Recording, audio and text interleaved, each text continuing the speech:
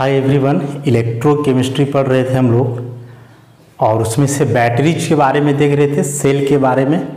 Primary cell में हम लोग ड्राई सेल को देखे थे और बताए थे कि सब जो सेल होते हैं इसमें से मेन जो याद रखना है हम लोगों को वह कि एनोड का काम उसमें कौन करता है, कैथोड का काम कौन करता है और इलेक्ट्रोलाइट क्या होता है, और उसके अनुसार हम लोग रिएक्शन को, इक्वेशन को उसमें लिखते हैं। तो प्राइमरी सेल के बारे में जैसा हम लोग डिस्कस किए थे पहले कि प्राइमरी सेल में क्या होता है कि रिएक्शन को आप रिवर्स नहीं कर सकते हो। एक बार वह सेल यूज में आ गया तो दोबारा फिर उसका इस्तेमाल नहीं किया जा सकता है, डेड हो जाता है, चार्जेबल नहीं होता है। और उसमें से ड्राई सेल में जो है हम लोग देखे क्या थे लास्ट क्लास में कि ड्राई सेल में जो ओवरऑल रिएक्शन होता है उसमें आयंस इन्वॉल्व हो रहे थे, अमोनियम आयन, जिंक आयन, इस टाइप का। तो ये सभी जो आयंस इन्वॉल्व हो रहे थे, तो आयंस हैं तो इनका कंसंट्रेशन तो वैरी करेगा ही जब सेल वर्क करेगा तो, और जब आयन का कंसंट्रेशन वैरी करेगा तो सेल जो वोल्टेज प्रोवाइड करेगा वो भी वैरी करेगा। मतलब जैसे जैसे सेल यूज होगा इसका वोल्टेज धीरे धीरे डिक्रीज करते जाएगा आयन का कंसंट्रेशन घटने के चलते। आज हम लोग देखेंगे प्राइमरी सेल में ही दूसरा मरकरी सेल, या इसी को बटन सेल बोलते हैं। बटन के जैसा रहता है इसीलिए इस टाइप का वॉच में जो बैटरी का इस्तेमाल होता है बटन के जैसा रहता है वह मरकरी सेल हुआ, या बटन सेल उसको हम लोग बोलते हैं। तो मेन जो हम लोगों को याद रखना है कि एनोड क्या होता है, तो मरकरी सेल में एनोड रहता है जिंक, कैथोड होता है मर्क्यूरिक ऑक्साइड, और जो इसमें इलेक्ट्रोलाइट होता है वह पोटासियम हाइड्रोक्साइड और जिंक ऑक्साइड का पेस्ट। ऐसे ही याद रखेंगे, जैसे बता रहे हैं नोट्स में ऐसे अलग करके नहीं लिखा हुआ, वहाँ लैंग्वेज के फॉर्म में है, तो लैंग्वेज आप लोग पढ़ोगे और ऐसे करके इसको याद रखोगे कि मरकरी सेल में एनोड का काम करता है जिंक, कैथोड का काम करता है मर्क्यूरिक ऑक्साइड, इलेक्ट्रोलाइट होता है पोटासियम हाइड्रोक्साइड और जिंक ऑक्साइड का पेस्ट। अब रिएक्शन की बात करें तो हम क्या बोले थे कि रिएक्शन हम लोग कैसे लिखते हैं, तो रिएक्शन में जो एनोड और कैथोड है वो तो है ही, उसमें बस इलेक्ट्रोलाइट को इन्वॉल्व करके रिएक्शन को लिखना है। तो एनोड पे है zinc, actually zinc pure form में नहीं रहता, वो जिंक अमलगम के फॉर्म में रहता है, मरकरी का उस पर लेप चढ़ा हुआ रहता है। तो मरकरी का कोई काम नहीं है, रिएक्शन में पार्टिसिपेट जिंक ही करता है। जिंक अमलगम के फॉर्म में है, ZnHg। मरकरी के साथ किसी का रहता है मिक्सचर तो उसको हम लोग अमलगम बोलते हैं, तो ZnHg है तो इसको हम लोग जिंक अमलगम पढ़ेंगे। तो एनोड जहाँ की जिंक है वो क्या करेगा, इलेक्ट्रोलाइट जो लिए थे हम लोग KOH, तो इसमें से OH माइनस पार्टिसिपेट करेगा और ये आपस में रिएक्ट करके जिंक ऑक्सीडाइज हो जाएगा ZnO में, साथ ही बनेगा H2O प्लस 2 इलेक्ट्रॉन यहाँ से निकलेगा। इलेक्ट्रॉन देखो यहाँ बाहर निकल रहा है, लॉस ऑफ इलेक्ट्रॉन हो रहा है, तो इलेक्ट्रॉन लॉस होगा तो ऑक्सीडेशन कहलाएगा।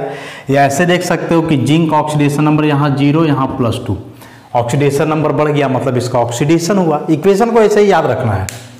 कैथोड में जो है मर्क्यूरिक ऑक्साइड HgO, ये क्या करता है, वाटर से कंबाइन करता है। वाटर कहाँ से आया, तो जो KOH वगैरह का पेस्ट हम लोग बनाएंगे वहाँ से, और ये HgO वाटर के साथ कंबाइन करेगा, 2 इलेक्ट्रॉन गेन करेगा। चूंकि कैथोड है वहाँ इलेक्ट्रॉन का गेन होगा, रिडक्शन, तो ये जो है मरकरी यहाँ से अलग हो जाएगा, 2 OH माइनस निकलेगा। मरकरी का यहाँ ऑक्सीडेशन नंबर +2 है, यहाँ 0 है, तो ऑक्सीडेशन नंबर घट रहा है मतलब इसका क्या हुआ, यहाँ पे रिडक्शन हुआ। तो जिंक ऑक्सीडाइज किया ZnO में और HgO रिड्यूस किया Hg में, ओवरऑल यही है। अब इसको जोड़ दो तो देखो 2OH minus 2OH minus cut जाएगा, H2O कट जाएगा, ये 2 इलेक्ट्रॉन कट जाएगा, तो क्या बचा, ये जिंक अमलगम बचा ZnHg, साथ में HgO, इधर क्या बचा ZnO और Hg, बाकी सब कुछ कट गया। अब जो इसका ओवरऑल इक्वेशन लिखे हैं मरकरी सेल का, तो ओवरऑल इक्वेशन में देखो कहीं आयंस इन्वॉल्व नहीं है, माने प्लस माइनस चार्ज वाला स्पीसीज इसमें कहीं नहीं है। और चूंकि आयंस इन्वॉल्व नहीं है मतलब आयन का कंसंट्रेशन बढ़े चाहे घटे, सेल का पावर पे, सेल का पोटेंशियल पे कोई प्रभाव नहीं पड़ेगा। इसका मतलब हुआ कि एक मरकरी सेल जब तक काम करता है तब तक वह एक कांस्टेंट पोटेंशियल प्रोवाइड करता है, मतलब सेम वोल्टेज प्रोवाइड करेगा, वह धीरे धीरे घटता नहीं है। जैसे हम लोग बैटरी में जो है बताए कि घड़ी में जो बैटरी लगाते हैं इसमें, तो क्या है, जब तक बैटरी चलेगा तब तक सेम पोटेंशियल देगा। ऐसा थोड़े कि शुरू में जो है सो बहुत तेज चल रहा है घड़ी का सुई, और जैसे जैसे समय बीतते गया बैटरी का पावर कम होते गया तो इसका सुई का स्पीड कम होते गया।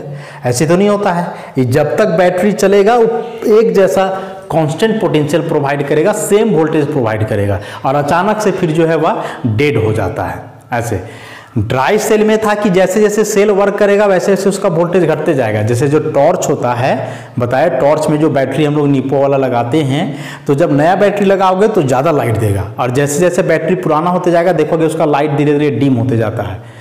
ये क्यों होता है? क्योंकि समय बढ़ते के साथ जो है वो बैटरी के अंदर जो रिएक्शन हो रहा है, जो आयन्स इन्वॉल्व हैं, उसका कंसंट्रेशन घटता है तो उसका वोल्टेज भी घटता है। लेकिन इस समय जो बैटरी हम लोग इस्तेमाल करते हैं वो एक कांस्टेंट पोटेंशियल देता है, जब तक वो सेल काम करेगा एक ही जैसा वोल्टेज मिलेगा, वो कभी घटता नहीं। अचानक से सेल डेड हो जाएगा, बैटरी खत्म हो जाएगा तो फिर वो काम करना बंद कर जाएगा।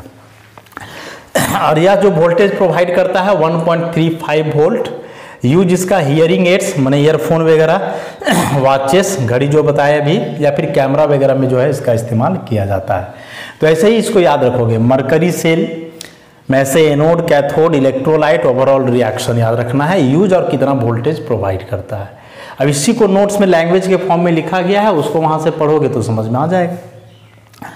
अब यहां से मरकरी सेल या बटन सेल समाप्त होता है, प्राइमरी सेल भी। अब हम लोग सेकेंडरी सेल की ओर बढ़ेंगे। तो सेकेंडरी सेल में आ गया सबसे पहला लेड स्टोरेज सेल।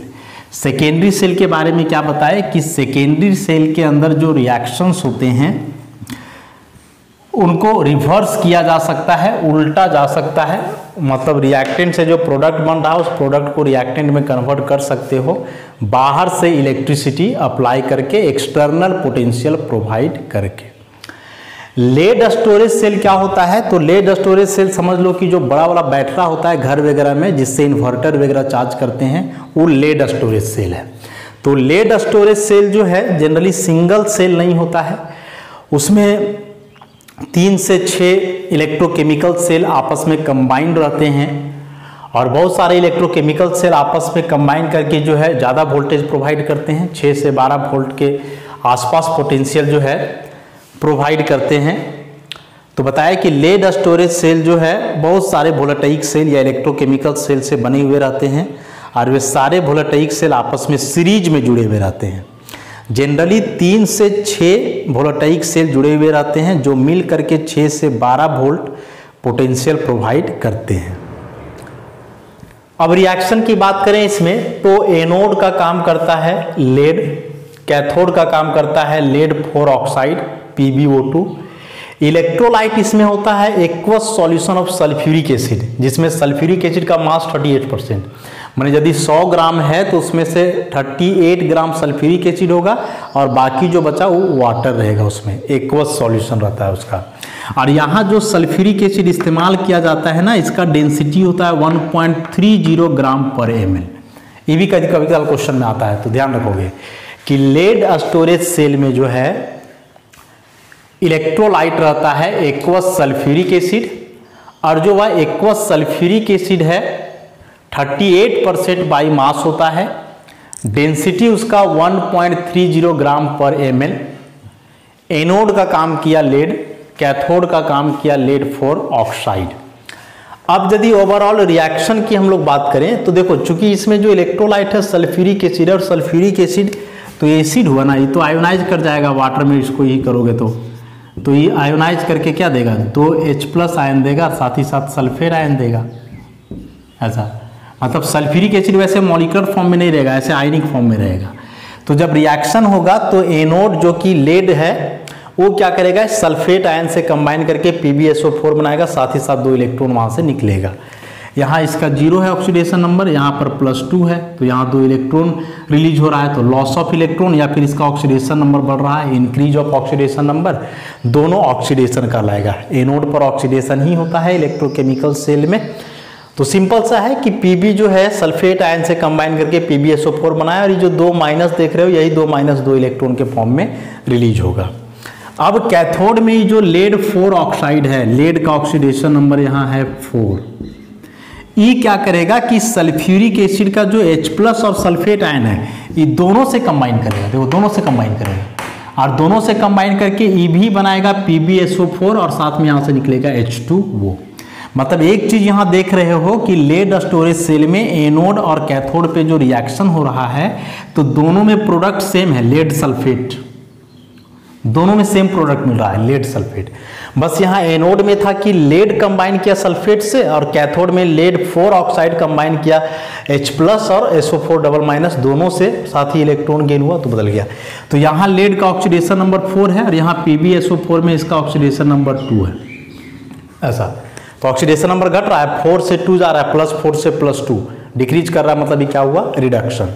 ओवरऑल यदि इसको लिखोगे कंबाइन करके तो बस यहाँ से इलेक्ट्रॉन कटेगा केवल और बाकी Pb का Pb बच गया, PbO2 का PbO2 और E पूरा कंबाइन करोगे तो ये हो जाएगा 2H2SO4। देखो 4 हाइड्रोजन हुआ और 2 SO4 तो 2SO4 हो गया, मतलब सल्फ्यूरिक एसिड का 2 मोल।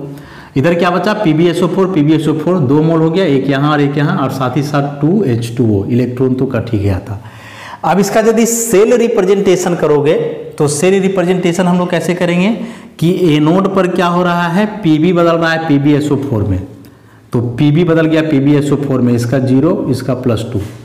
याद करो सेल रिप्रेजेंटेशन में क्या बताए थे, एनोड बाएं साइड, कैथोड दाहिने तरफ, कैथोड दाहिने तरफ और इलेक्ट्रोलाइट को जो है इसमें लिखा गया है।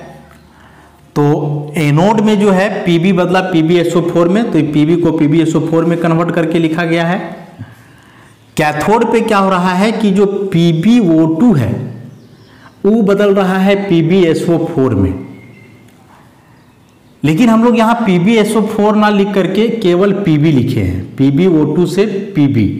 H2SO4 तो यहाँ इलेक्ट्रोलाइट है, इलेक्ट्रोलाइट को भी इसमें इन्वॉल्व किया गया है। चूंकि यहाँ इलेक्ट्रोलाइट हम लोग लिख दिए हैं H2SO4, इसीलिए यहाँ से SO4 हटा दिए हैं। यदि ये H2SO4 नहीं लिखोगे ना, मतलब ऐसे, तो फिर यहाँ लगाना पड़ेगा SO4 इस तरह से।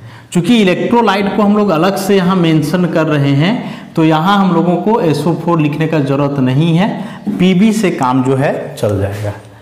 तो ऐसे हम लोग इसका सेल रिप्रेजेंटेशन करते हैं। अब क्या होता है कि जब लेड स्टोरेज सेल वर्क करता है तो लेड स्टोरेज सेल वर्क करेगा तो ये लेड स्टोरेज सेल का ओवरऑल रिएक्शन यदि देखोगे तो ये Pb जो है सॉलिड, ये PbO2 से कंबाइन किया, सल्फ्यूरिक एसिड से कंबाइन किया और ऐसा लेड सल्फेट और वाटर बनाया। तो हम लोग रिएक्शन के दरमियान क्या देख रहे हैं कि जो सल्फ्यूरिक एसिड है धीरे धीरे कंज्यूम होते जा रहा है, मैंने सल्फ्यूरिक एसिड खत्म होते जा रहा है। सल्फ्यूरिक एसिड दोनों से कंबाइन करेगा तो कंबाइन करके तो लेड सल्फेट बना देगा, तो सल्फ्यूरिक एसिड का अमाउंट जाहिर सी बात है कि उस सेल में धीरे धीरे डिक्रीज करते जाएगा। और जब सल्फ्यूरिक एसिड का अमाउंट धीरे धीरे सेल में डिक्रीज करते जाएगा तो सॉल्यूशन का डेंसिटी भी घटेगा और जब वह डेंसिटी 1.30 से घट करके पहुंच जाएगा 1.2 ग्राम पर ml, तो इस केस में बैटरी हो जाएगा डिस्चार्ज। मतलब शुरू में सेल जैसे वर्क कर रहा था वर्क करेगा, पोटेंशियल प्रोवाइड करेगा, उसके अंदर ऐसे रिएक्शंस होंगे और रिएक्शन के दरमियान हम लोग क्या देख रहे हैं कि सल्फ्यूरिक एसिड कंज्यूम हो रहा है। तो सल्फ्यूरिक एसिड कंज्यूम होने से सल्फ्यूरिक एसिड का अमाउंट घटेगा बैटरी के अंदर, और जब एसिड का अमाउंट घटेगा बैटरी के अंदर तो उसका डेंसिटी घटेगा सॉल्यूशन का, और जब वह डेंसिटी 1.30 से घट करके 1.2 हो जाए तो वह बैटरी डिस्चार्ज हो जाएगा। अब जब डिस्चार्ज हो जाएगा मतलब फिर वो जो है पोटेंशियल प्रोवाइड नहीं करेगा, तो उस केस में अब फिर से इसको करना होगा रिचार्ज करना होगा। अब बैटरी को हम लोग रिचार्ज कैसे करते हैं जरा याद करो। घर में तो सबका रहता है बैटरी इन्वर्टर वगैरह से कनेक्टेड, तो हम लोग क्या करते हैं कि देखोगे कि जब वो बैटरी काम करता है तो काम करते समय देखोगे कि बैटरी के अंदर जो पानी रहता है वो पानी जनरली सूख जाता है। तो जब उसको चार्ज करते हैं तो हम लोग क्या करते हैं कि उसमें बाहर से डिस्टिल्ड वाटर ला करके डालते हैं, और डिस्टिल्ड वाटर ला करके बैटरी में डाले, उसके बाद उसको इलेक्ट्रिसिटी से कनेक्ट किए, तब जो है सो चार्ज होता है। तो क्या होता है उस समय, तो देखो होता क्या है सो कि यही वाला रिएक्शन रिवर्स हो जाता है। जैसे हम क्या बोले कि शुरू में जब सेल वर्क कर रहा था, मैंने सेल जब केमिकल एनर्जी को इलेक्ट्रिकल एनर्जी में बदल रहा था, तो वहाँ ये वाला रिएक्शन हुआ, ये पूरा रिएक्टेंट हुआ और ये पूरा हुआ प्रोडक्ट। अब जब ये प्रोडक्ट बनेगा और बताए कि सल्फ्यूरिक एसिड का डेंसिटी घट करके इतना पहुंच जाएगा तो डिस्चार्ज हो जाएगा। डिस्चार्ज हो जाएगा मतलब सेल काम नहीं करेगा, वो कोई पोटेंशियल प्रोवाइड नहीं करेगा, कोई वोल्टेज नहीं देगा। तो अब हम लोग का प्रोडक्ट में बना हुआ है ई वाला चीज। अब ये जो वाटर है तो वाटर हो सकता है बैटरी के अंदर ही रहे, या वाटर है तो कहीं से इसको लीकेज मिलेगा तो वेपोराइज होकर के वहां से बाहर निकल जाएगा। तो मान लो कि यदि वाटर बाहर निकल गया है तो अब बैटरी का रिचार्जिंग के दरमियान क्या होता है जरा उसको देखो।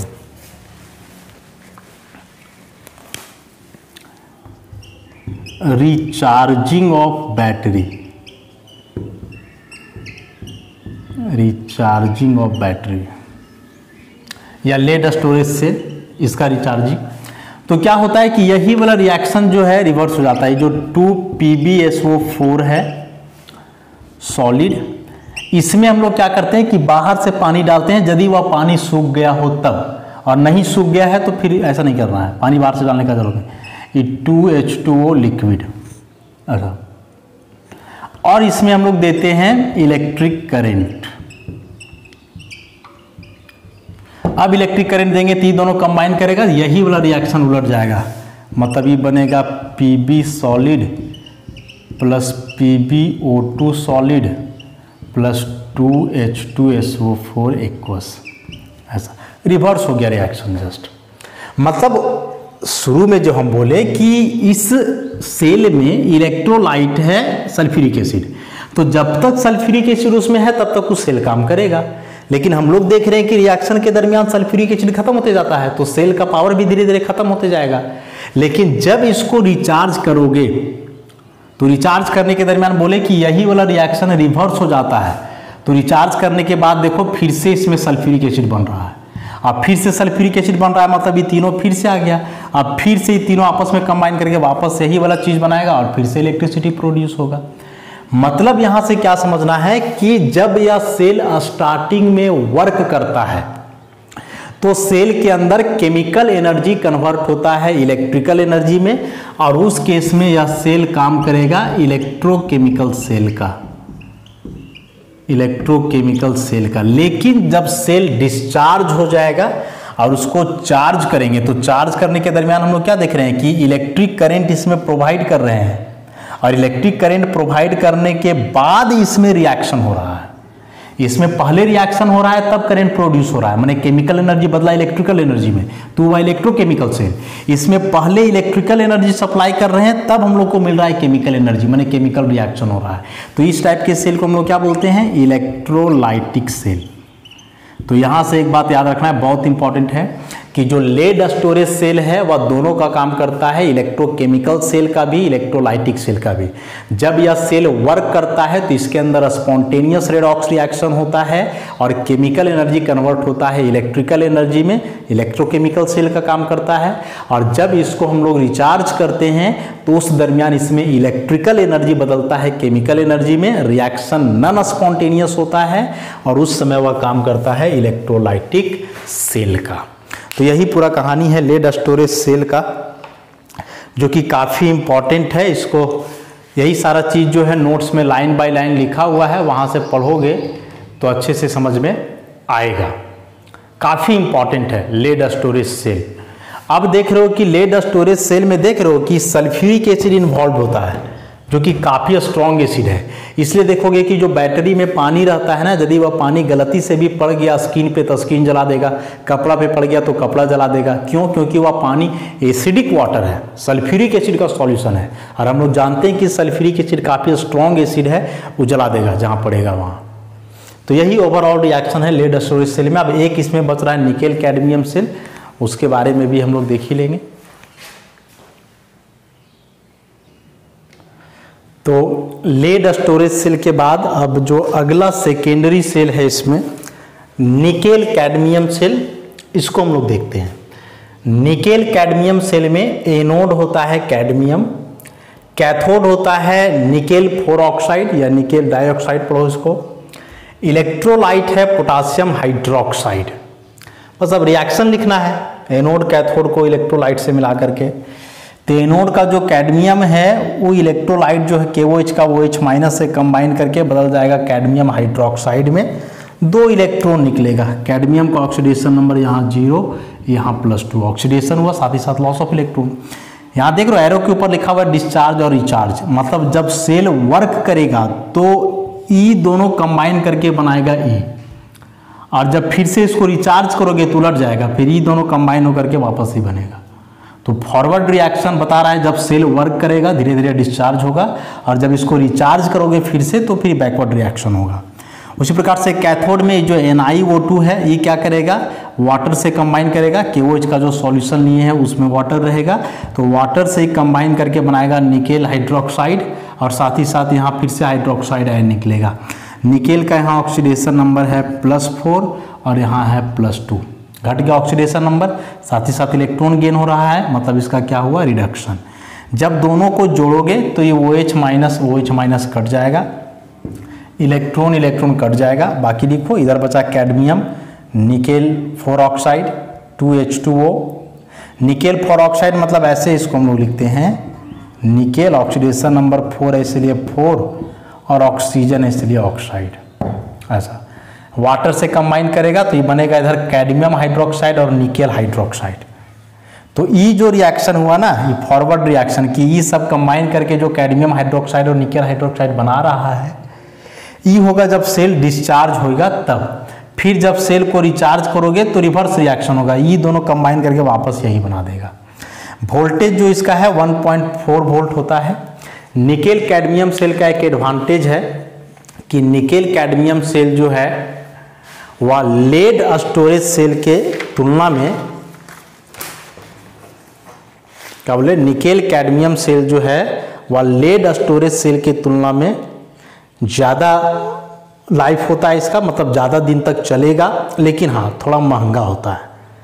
साथ ही साथ यह लेड स्टोरेज सेल के तुलना में हल्का भी है, छोटा भी होता है, ये सब एडवांटेज है।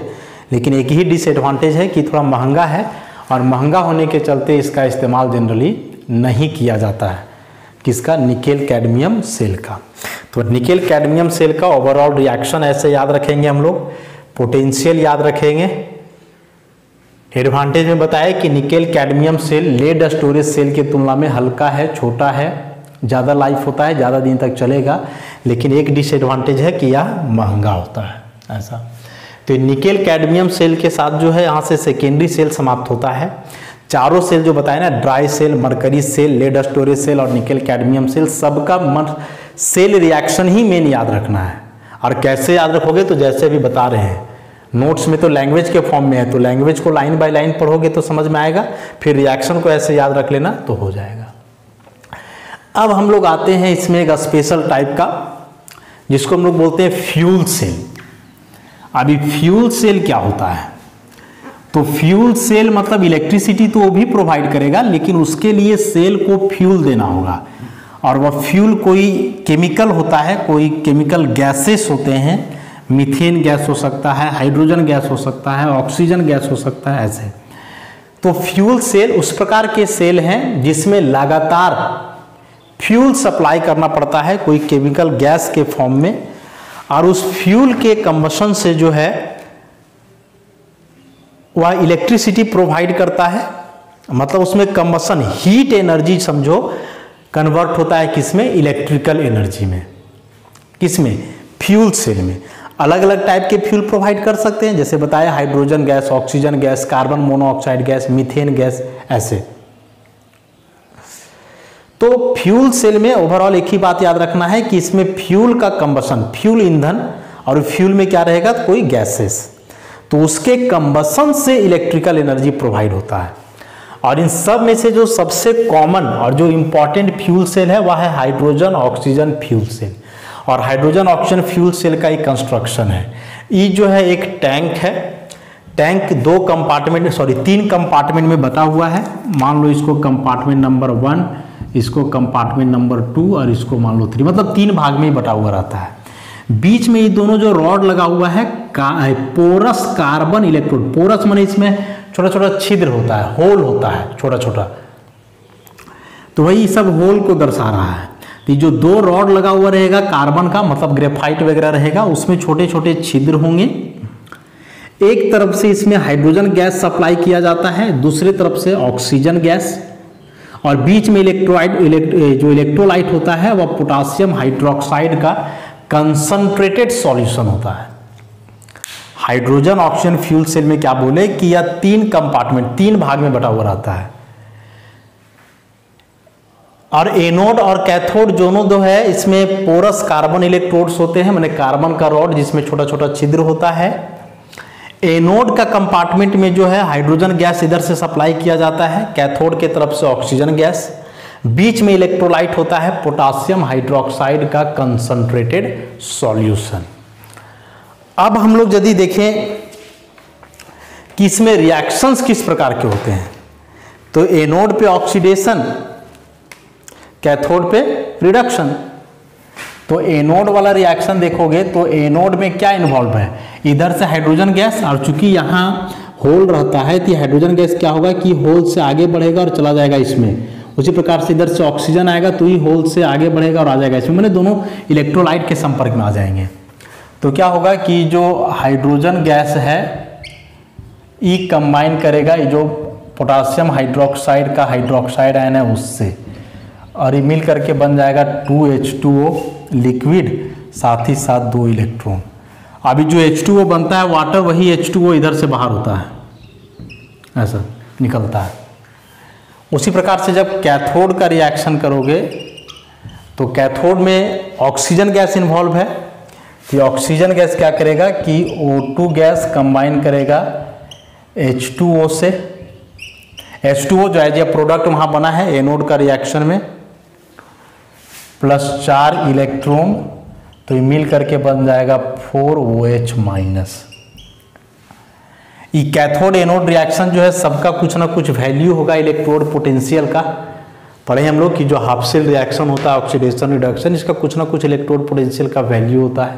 तो उसका वैल्यू हम लोग को बहुत ज़्यादा मतलब नहीं है उससे, बस रिएक्शन याद रखेंगे कि हाइड्रोजन ऑक्सीजन फ्यूल सेल में एनोड पे क्या होता है, हाइड्रोजन गैस जो इलेक्ट्रोलाइट है पोटासियम हाइड्रोक्साइड, उसके हाइड्रोक्साइड से कंबाइन करके वाटर में कन्वर्ट होता है, 2 इलेक्ट्रॉन निकलेगा। हाइड्रोजन का देखोगे यहाँ ऑक्सीडेशन नंबर 0, यहाँ +1 ऑक्सीडेशन हो गया। इसमें रिडक्शन होता है ऑक्सीजन का, इसका 0 है और यहाँ हो गया -2, घट गया तो रिडक्शन, साथ ही साथ इलेक्ट्रॉन गेन हो रहा है। ओवरऑल इसको जोड़ोगे तो जोड़ने से हम लोग क्या देख रहे हैं, जोड़ने से जो है इसमें अच्छा इलेक्ट्रॉन बैलेंस करने के लिए जो है ना इक्वेशन को इसमें मल्टीप्लाई भी करना पड़ेगा। यहाँ 2 इलेक्ट्रॉन्स है, यहाँ 4 है, तो ये पूरा को 2 से मल्टीप्लाई करना होगा।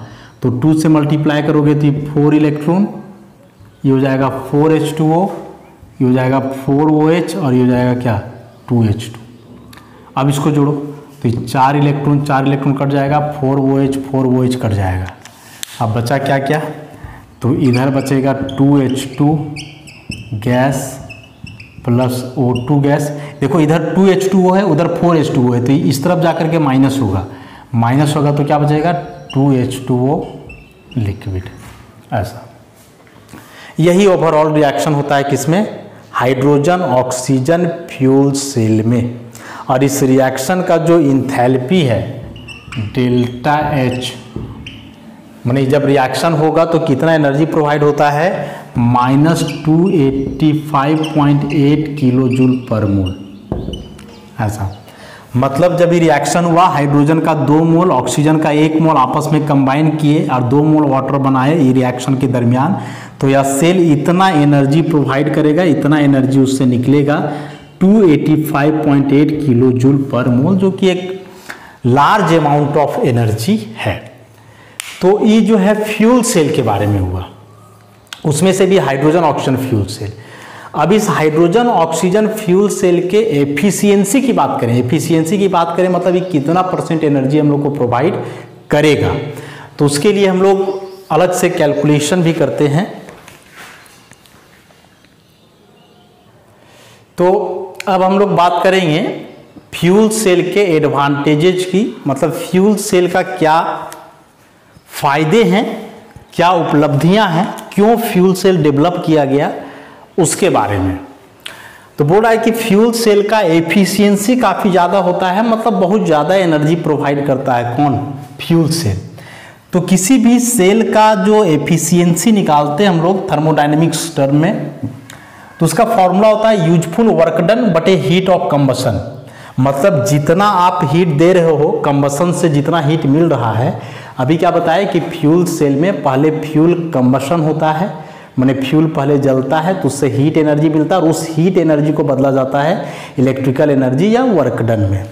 तो हीट ऑफ कंबशन मतलब कितने फ्यूल का आप कंबशन किए, उसमें से कितना यूजफुल वर्क डन हुआ, मतलब कितना एनर्जी प्रोवाइड कर रहा है सेल, इनटू 100। तो टोटल अभी जो यूजफुल वर्क डन है, तो यूजफुल वर्क डन को हम लोग गिव्स फ्री एनर्जी के फॉर्म में लिखते हैं, डेल्टा जी नॉट। पढ़े इसके बारे में पहले हम लोग, गिव्स फ्री एनर्जी। और हीट ऑफ कंबशन को लिखेंगे डेल्टा एच नॉट इंटू 100। अभी गिव्स फ्री एनर्जी का फॉर्मूला हम लोग जानते हैं, पीछे देखें, minus n F E naught cell, delta H में से जाएगा। ई वाला जो साइन है इसको हम लोग पढ़ते हैं ईटा, एन के जैसा रहता है, नीचे लंबा कर दिया जाता है, ईटा एफिशिएंसी को दिखाया जाता है। अब इसमें से n क्या है, तो n number of moles of electron जो कि 2 होगा। अभी जो रिएक्शन लिखे थे इसमें एनोड कैथोड का 2 रिएक्शन इन्वॉल्व हो रहा था, तो n बराबर हो गया 2। f का वैल्यू हम लोग इतना जानते हैं, ई नॉट सेल का formula E naught cathode minus E not anode. तो कैथोड और एनोड पे जो भी रिएक्शन लिखे थे उसका इलेक्ट्रोड पोटेंशियल का जो वैल्यू है, तो कैथोड का होता है प्लस 0.40, एनोड का माइनस 0.83। यहाँ माइनस लगा हुआ रहेगा, तो माइनस माइनस हो जाएगा प्लस, दोनों जोड़ दोगे तो आ जाएगा इतना 1.23 वोल्ट। तो एन पता है, एफ पता है, एनोड सेल पता है। डेल्टा एच का वैल्यू अभी बताए थे कि जो फ्यूल सेल है उसमें हीट ऑफ कंबशन जो है वो होता है कितना, 285.8 किलो जूल था, तो किलो को हटा करके यहाँ 10 का पावर 3 दे दिए। ये पूरा सॉल्व करोगे इंटू 100 करके तो ये आता है तकरीबन 83%। इसका मतलब कि फ्यूल सेल 83% तक एनर्जी प्रोवाइड करता है, मतलब जितना तुम उसमें कंबशन करोगे फ्यूल का, उसमें से वह 83% तुमको लौटा देगा। मतलब 83% जो है एनर्जी तुमको रिवर्स कर देगा, प्रोवाइड कर देगा। और ये जो नॉर्मल मेथड है इलेक्ट्रिसिटी प्रोड्यूस करने का, उसमें जो एफिशिएंसी होता है वो मात्र 40% ही होता है। और भी जितने मेथड हैं इलेक्ट्रिसिटी प्रोड्यूस करने का, हाइड्रोलिक मेथड वगैरह जो होता है, तो उस सब से जो एफिशिएंसी रहता है वो 40%, मतलब जितना तुम उसमें खर्च किए उसका 40% ही फायदा हुआ। लेकिन फ्यूल सेल का है कि इसमें जितना तुम खर्च किए उसका 83% फायदा होता है, तो एफिशिएंसी इसका क्या होता है, अधिक फ्यूल सेल का। और इसका क्या एडवांटेज है, कंटिन्यूअस सोर्स ऑफ एनर्जी, मतलब जब तक तुम इसमें फ्यूल सप्लाई करोगे एक फ्यूल सेल में, तब तक वह एनर्जी प्रोवाइड करते ही रहेगा। मतलब जब तक हाइड्रोजन ऑक्सीजन गैस तुम सप्लाई करोगे तब तक ये एनर्जी देगा, और एक कांस्टेंट रूप से देगा, घटेगा उसमें नहीं एनर्जी, वोल्टेज या पोटेंशियल उसमें डिक्रीज नहीं करेगा। पॉल्यूशन फ्री है, क्योंकि इस रिएक्शन में जो प्रोडक्ट बन रहा था हम लोग देख रहे थे वाटर बनता था, और जानते हैं कि वाटर से कोई पॉल्यूशन होता नहीं है, तो ये पॉल्यूशन फ्री भी है। बाकी सब रिएक्शन में जो था कि उसमें अलग अलग केमिकल का फॉर्मेशन होता था प्रोडक्ट के दरमियान, तो वे सारे केमिकल तो इन्वायरमेंट के लिए अच्छे नहीं हैं। लेकिन फ्यूल सेल में जो प्रोडक्ट बनता है वाटर बनता है, वाटर हम लोग जानते हैं कि कोई पॉल्यूशन नहीं करता है। तो ये जो है फ्यूल सेल के बारे में हुआ। तो यहाँ से जितने भी सेल्स हैं सबके बारे में हम लोग पढ़ लिए, dry cell, mercury cell, lead storage cell, nickel cadmium cell, fuel cell. Important क्या है, सबका सेल रिएक्शन याद रखना, anode, cathode, electrolyte, cell reaction और वोल्टेज। उसी के आधार पर लैंग्वेज आप अपने से बना सकते हो। 1-2 जिसमें फिगर है उस फिगर को भी हम लोग समझ करके याद रखेंगे। तो नोट्स को लाइन बाय लाइन जरूर पढ़ोगे और वीडियो से समझने का प्रयास करोगे। हो सकता है एक बार में नहीं समझ में आए तो थोड़ा उसको 2-3 बार रिपीट करके पढ़ोगे, तब समझ में आ जाएगा। अब इस चैप्टर का लास्ट टॉपिक बचा हुआ हम लोगों का कोरोजन, जो नेक्स्ट क्लास में देखेंगे। धन्यवाद।